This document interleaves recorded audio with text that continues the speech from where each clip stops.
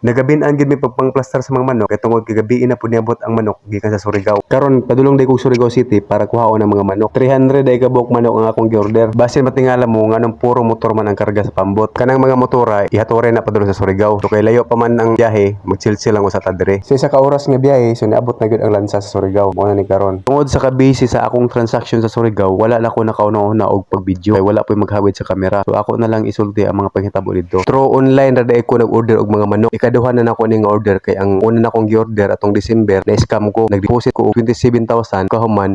Wala gyud ni abot ang manok. Giilad gyud ko pag maayo atong bayhan na to. Shout out day tuod ko nimo Ma'am Jean Christine Patalan. Paki-share pod ko palihog ani nga video guys para ma-aware pod ang uban nato nga mga ka-farmer aron dili na sila ma-scam tama nako. Unya mo na to. Gikan sa Surigao gipakarga nako og lansa padulong sa San Jose. Nibiyahe gyapon sa mga saka oras kapin. So makita ninyo nga medyo ngit-ngit na gyud ang panahon. Unya ulan-ulan pa gyud. Hapon na gyud naabot ang manok gikan sa Surigao. So ginahinaya na mo pagkarga sa multicab. Gikan na pod sa kalsada padulong na pod sa farm. Gyud mismo gikarga na pod na mag motor. So kauban ako diri siguro ang akong mga sa mga tawo na ko dito sa farm. So siguro may naghako sa manok kay karga rag motor. Tagduha ra ka crate ang makarga ni Guryo sa motor. Tungod kay dagko ang budang crate niya. Gamay ra pud ang motor. Rosy ra nga motor ang gikargahan. So mo ning ginahinayon na mo karga. Kapulo daw ni siya nagbalik-balik gikan sa kalsada padulong sa farm. Karga ang mga manok. Unya sa farm gipangplaster na nang dayon namo ang mga manok sa ilahang mga cage. Ang sulod sa kada cage upat ka buok. Amo na lang ning gipaspasan kay tungod kay gabi na ngud kaayo. Unya gutom na kaayo. Unya mao na ni sila mga ka-farmer. 300 ni sila ka buok. Unya ang breed ani nila luman pagkahuman 16 weeks na ni sila mga ka-farmers. Nagsugod na gadayon siya og drop og egg o. Unya mo ra ta mga ka-farmers, please like this video kung gaganahan ka.